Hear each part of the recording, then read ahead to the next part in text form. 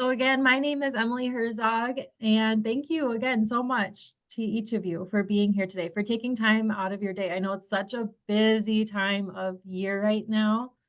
Um, we are welcoming Dr. Victor Pedrero all the way from Chile. What an incredible opportunity we have to exchange thoughts, learnings, questions, not just across cultures, but literally across oceans. I'm genuinely really excited about this. Dr. Pedrero will be using evidence from his research in Latin America to analyze from a cultural perspective the stigma surrounding type 2 diabetes, considering both those who have the disease and healthcare providers. I also want to give a special shout out to the University of Michigan School of Nursing's Men in Nursing student org because they are collaborating with us for today's event. So thank you, Men in Nursing. Before I hand things over to Dr. Joyner, really quick, want to invite you all to our final, can you believe it, final Health Equity Leadership Series of the year. We are going to be focusing on Indigenous care and cultural safety. We are welcoming Dr. Erin Tenney of Frontier Nursing University and the Red Cliff and Forest County Potawatomi Tribal Health Clinics in northern Wisconsin. And as of yesterday, we also just added Doreen Day, who's a Native Lifeways singer, educator, practitioner, and midwife. I'm going to put the link in the chat right now for you to register if that sounds interesting to you. Really hope that you can join us. Okie dokes. So then I'm now just quickly going to introduce Dr. Joyner. He's our moderator for today's event. He's also the faculty liaison for Men in Nursing. Dr. Kevin Joyner teaches in the graduate nursing program here at the University of Michigan School of Nursing. He is a group leader in the primary care, family nurse practitioner and adult gerontology primary care nurse practitioner courses. He conducts research to learn about, educate, and support people living with diabetes and their families. His research is informed by his clinical experience as a Spanish-speaking nurse practitioner and certified diabetes care and education specialist in federally qualified health centers that serve populations that do not have adequate access to preventative and primary healthcare services. Dr. Joyner's current research centers around understanding the further the stigma related to type 2 diabetes as experienced and or perceived by Latinx adults with type 2 diabetes. He is also developing and preparing to pilot a community health worker delivered Spanish language type 2 diabetes prevention support intervention. That was a mouthful for Latino adults with pre-diabetes. So we're very grateful to have him joining us as today's moderator. Hi, Dr. Joyner. Hi, Emily. Thank you so much. Um, I am very excited today to introduce to you, or to be here also for the conversation with Dr. Victor Pedrero.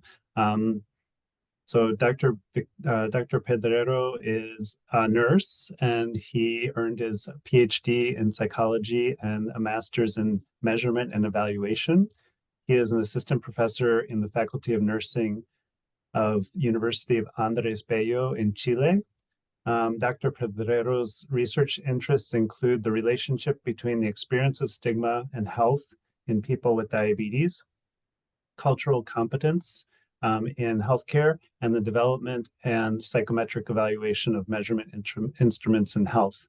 His current work focuses on understanding diabetes stigma in Latin America from the perspective of patients and providers. He has research projects in Chile, Colombia, and Mexico in this area, and recently has been part of an international group, which I'm also a part of, that developed the first international consensus about diabetes stigma published in the Lancet Diabetes and Endocrinology. So please join me in welcoming Dr. Pedrero. Thank you. Thank you, Kevin. Thank you, Emily. It's an honor to stay here today. Let me share my screen.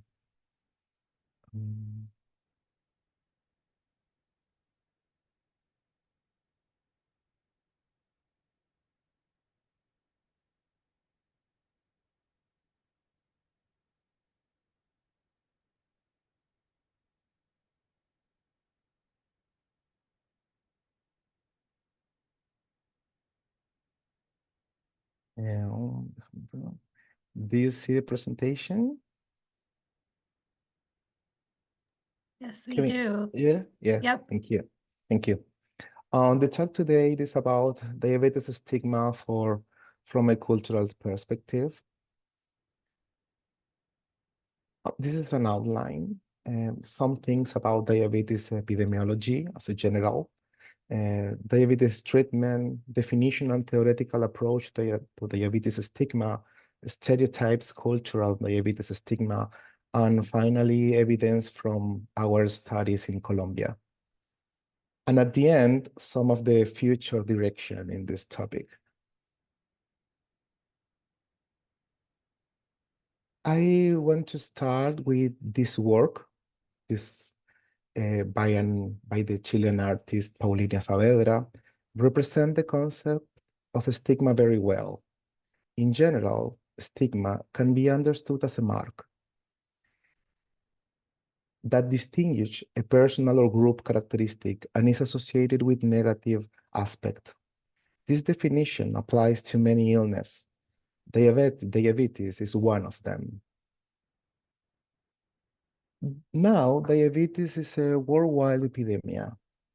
According to the Diabetes Atlas, more than 500 million of adults are living with diabetes. It's around 1 in 10, 32 millions in South America. And this number is predicted to rise to 600 millions in 2030 and around 800 millions in 2045. Over 3 in 4 adults with diabetes live in low and middle income countries. And diabetes was responsible for 6.7 million of deaths in 2021. It's around 1 every 5 seconds. It's a huge, huge problem around the world. The treatment of diabetes is complex and implies considering many factors. According to the American Diabetes Association, to achieve optimal control of this disease and prevent possible complication, it's crucial to consider healthy lifestyle behaviors, diabetes self-management education and support, pharmacological therapy, psychosocial care, and understanding diabetes in the context of social determinants of health. Promote health behavior is central and include nutrition, physical activity, tobacco product cessations, among others. It's also essential to promote and encourage self-management. The self-management is a difficult concept, but a recent, difficult to have a definition, but a recent concept analysis defined self-management as the intrinsically controlled ability of an active, responsible, informed, and autonomous individual to live with the medical role and emotional consequence of his chronic conditions. In this case, diabetes, in partnership with his social network and healthcare providers.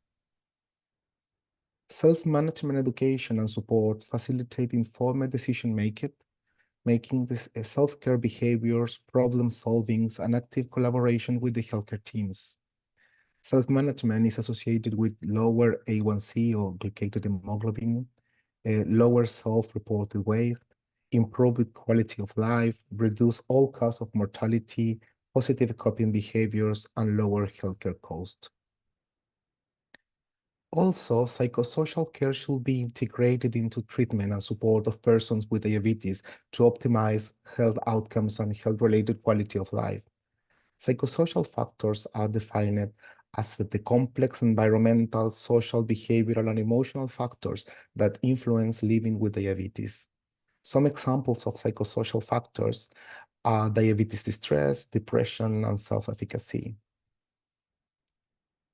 Pharmacological therapy is also crucial and should be guided by the person-centered treatment factors, including comorbidities and treatment goals and preferences.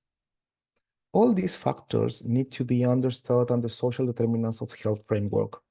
Social determinants of health refers to the economic, environmental, political, and social conditions in which people live and are responsible for a major part of health inequalities worldwide.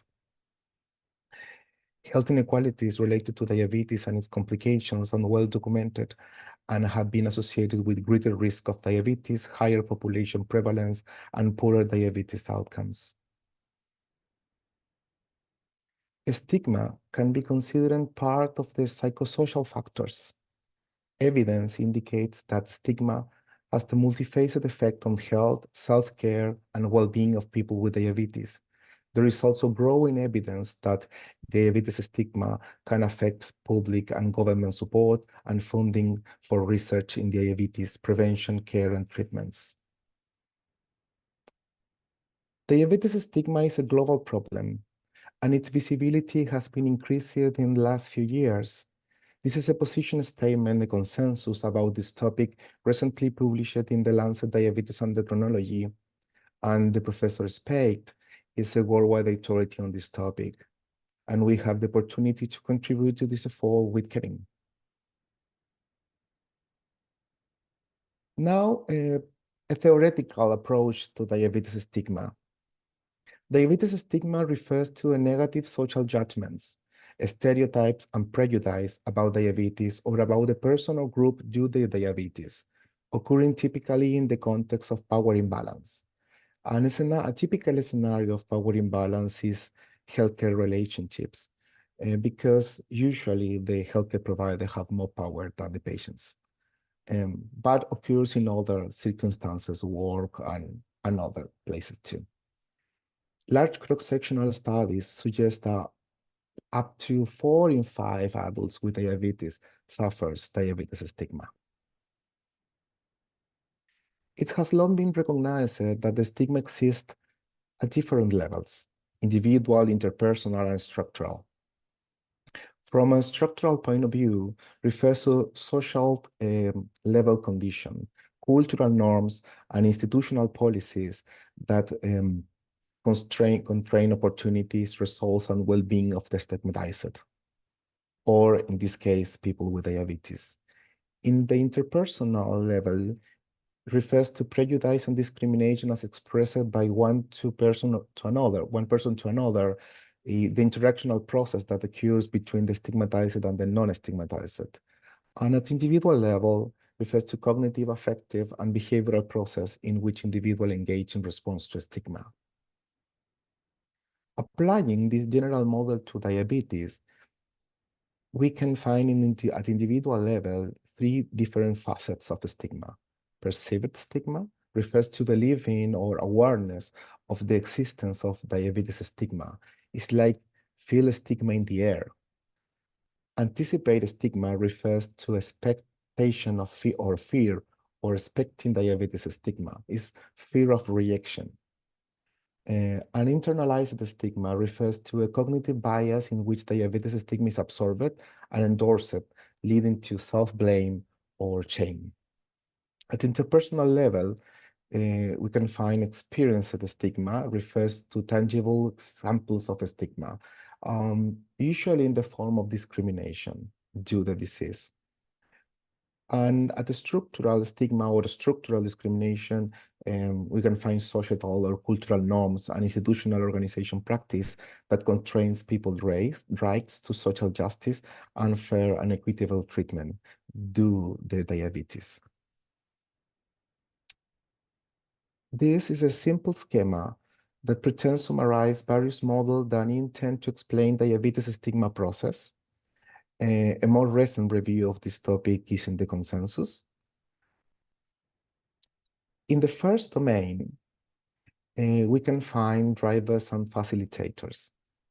Drivers and facilitators determine whether stigma marking occurs, through which the stigma is applied to people or groups according to a specific health condition, in this case diabetes, or maybe another perceived differences: race, class, gender, sexual orientation, occupation, etc. Drivers are conceptualized as inherently negative. The discourse about diabetes as self-inflicted disease due to gluttony, laziness, or an irresponsibility is a significant driver and is related to stereotypes about the disease. Diabetes stigma is potentially facilitated by hyperfocus on personal responsibility, without balanced attention to genetic, environmental, socioeconomic, psychosocial, and behavioral barriers. Other cultural beliefs can act as stigma drivers in diabetes too. For example, in many countries and culture, people with diabetes are seen as physically inadequate, sick, weak, or burden on family, healthcare, and societal resources. Also, the law, policy, and regulations can act as drivers. For example, in many countries, discrimination due to diabetes is unlawful under disability discrimination acts, but this imply associated with diabetes with another stigmatized condition, in this case, disability. On the other hand, facilitator can minimize or exacerbate the stigma. And some example of facilitators are media, public discourse, and newspapers and others.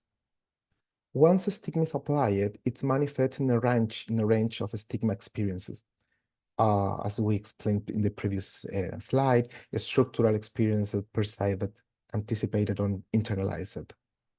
Stigma manifestations subsequently influence a number of outcomes for affected populations, including psychosocial variables, self-management, access and acceptability to healthcare services, uptake of testing, adherence to treatment, resilience. Among more outcome studies are depressive symptom, anxiety, diabetes distress, self-esteem, and among others. But stigma is not a monolithic entity, but varies across cultures, influenced by distinct societal norms, values, and beliefs. Diabetes has been considered to be a barrier to marriage, for example, in South Asia, negatively associated with the capability to work productively in Japan, and associated with obesity stereotypes in Australia. Uh, Different stereotypes have overlap between them, but some of them are more important in some places than in others. According to the integrative model of culture and behavior, beliefs are cultural or socially shared among members of a particular community. For example, patients with diabetes have the potential to impact psychological process, unrelated behaviors, and finally outcomes. For example, metabolic compensation in the case of diabetes. This is a schema of the Betancourt's integrative model of culture, psychological process, and health behavior, and is one such model that specifies the structure of relations between social, structural, cultural, and psychosocial factors, psychological factors as a determinants of health behavior, such has been applied to study diabetes management. According to the integrative model, aspect of culture, such as socially shared belief, values, norms, and practice, can directly impact health behavior, including self-care behavior in the case of diabetes. This aspect of culture can also indirectly influence health behavior through the psychological process, such as the experience of distress associated with diabetes and medical treatment. Aspects of culture may be socially shared among members of groups, such those based on race, ethnicity, socioeconomic status, gender, country of birth, and other identities or communities. Health behavior can also translate into biological outcomes, such as A1C in the context of diabetes. The authors of this model, following a bottom-up approach based on qualitative interviews, identified beliefs about diabetes-related social exclusion that were socially shared among patients with diabetes in Latin American backgrounds, and find that persons with diabetes feel excluded and discriminated because of their disease and feels rejected for doing the things recommended to control the disease. Using the previous background, we do a study in Colombia a few years ago. This study had an observational cross-sectional design. The inclusion criteria for the sampler were a medical diagnosis for type 2 diabetes and an age older than 18 years old. The final sample size of the study was 101 participants. The participants were recruited from 3 zones of city on Barranquilla during 2019. And this is the general picture of the participant characteristics. 63% woman, 35% use insulin, 60 years old, medium age, and 8 years from the diagnosis. 26% have complications related to the disease, for example, blindness, kidney disease, or amputations. In this study, we measure stigma using a Spanish version of diabetes stigma assessment scale for type 2 diabetes. Originally, this tool was developed by Dr. Speck's team in Australia and translated into Spanish. This scale has 19 items and assess the experience of and assess the self-stigma and experience stigma. This graph showed the selection of items with more and less agreement intend to illustrate the stigma characteristics in the studied population. They indicate that self-stigma is characterized by more blame than shame in this population. The shame is only 5% and blame is 45% of agreement. And experience stigma will be more relevant in healthcare settings, 60%, than in other social situations. The presence of a stigma in healthcare setting is far higher than the rate previously reported in Australia, around 20%. Attitudes, this important difference may be related to certain negative attitudes and belief among health professionals toward patients with diabetes in Latin America. The presence of a stigma in the healthcare context can have important consequences for users by limiting their access to diagnosis and treatment of the disease and to educational resources that are crucial for diabetes self-management. Also, it's relevant to note that other items showed very different behavior in Colombia compared with the original study in Australia too, supporting possible cultural differences.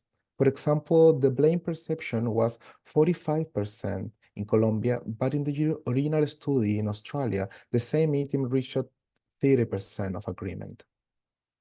A similar trend is true for social exclusion related to food and drink, with 27% in Colombia and only 6% in Australia. This is a regression analysis with diabetes stigma as a dependent variable and show 2 things. First, that those with low socioeconomic status would be more vulnerable to stigma. This is this variable. And these results show that experience stigma is not detached from the social situation experienced by individuals who are victims of it. The degree to which people internalize these social positions and the associated vulnerability have been related to feelings of inferiority, which can increase individual likelihood of experiencing stigma. Thus, people with diabetes who are also in disadvantaged social position may be more sensitive to events involving stigma and discrimination toward them. We also found a negative relationship between diabetes stigma and the time elapsed since diagnosis. This association suggests that as people live longer with the disease, they develop some resistance to stigma. Stigma resistance is an active process involving the use of one's own experience, knowledge, and skills to fight with this phenomenon. 2 aspects that may contribute to stigma resistance are the development of more effective coping mechanisms and normative beliefs that naturalize the disease at certain life stages, both which occur with greater probability in people who have been diagnosed with type 2 diabetes for a longer time. Following a theoretical model, we perform a series of mediation analysis to explore the relationship between diabetes stigma and self-management using different psychosocial variables as mediators or mechanisms involved. This analysis shows that except for stress, all the psychosocial variables studied significantly mediates the relationship between stigma and self-management. For self-efficacy, we observed a mediating effect of a greater magnitude, implying that greater experience of stigma precipitates a decrease in self-efficacy levels, potentially impairing the ability of patients to engage in self-management behaviors. Self-esteem and relationship with healthcare providers also showed a significant mediation effect, but with a lower magnitude. As a summary of findings of this first study, the participants showed concerning levels of stigma.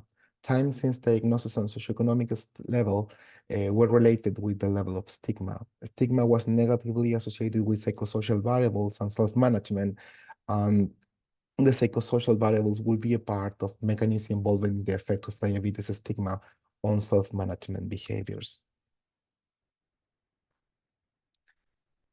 This is a second study with the same data, and these are unpublished results. This paper pretends to explore the differential relationship between diabetes stigma manifestation, experience, anticipated, and internalized, and the healthcare use, particularly considering the importance of patient perception of attitudes toward healthcare.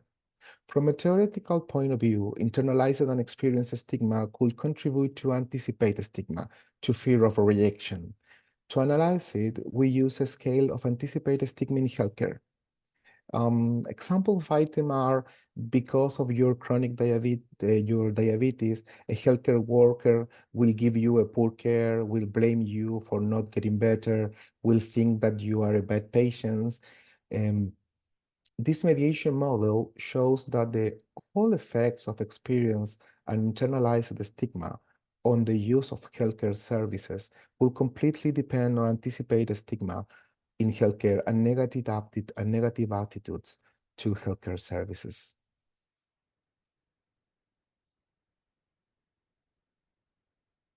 The different facets of stigma are negatively associated with the use of healthcare service in people with the disease. In this study in Colombia, the perception of anticipated stigma and attitude towards service use will mediate the relationship between perceived and internalized stigma and service uses.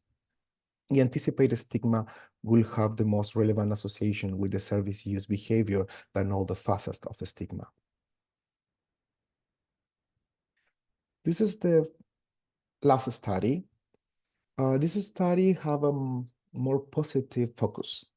This study explored the social identity as a resource to help people face the diabetes stigma. Social identity refers to the degree to which people define themselves based on the social group. Theories about social identity suggest that part of people's sense of self is based on their group memberships and their psychological connection with the group. It's a psychological sense of we or us. Greater identification with a group has been associated with greater well-being, less depression, less stress, and more involvement in health behaviors. Part of these positive effects on health are derived from its benefits in the satisfaction of social psychological needs, such as self-esteem and individual control, as its ability to counteract the negative effects of stigma suffered by various of a social group. Such people have diabetes. For those who are diagnosed with diabetes, as in other chronic health conditions, the disease becomes a relevant part of a self-identity. Research on people diagnosed with chronic health conditions has shown that the identification with a group favors individual self-efficacy, which is a part of the mechanisms through which social identity positively affects general well-being and health behaviors. Similar to what happened with self-efficacy, evidence has also showed that the identification with a group contributes to reducing perceived stigma in patients with different conditions. In particular, recent research showed that social identity reduces the negative effects of stigma and promote the use of healthcare services. The hypothesis of this study was social identity was positively associated with healthcare service use, and this relationship was mediated by self-evaluation, self-esteem and self-efficacy, and a stigma. Consistent with the hypothesis, a positive relationship was observed between affective identification. I have positive feelings about the patients with diabetes, with self-efficacy and self-esteem, an inverse relationship with the stigma. The expected mediation between affective identification and use of healthcare were also confirmed.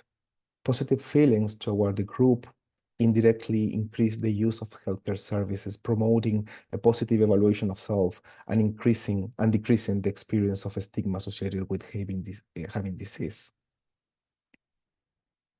As a synthesis, the stigma is prevalent in Colombia in the population, in this population, concorded with the model present initially.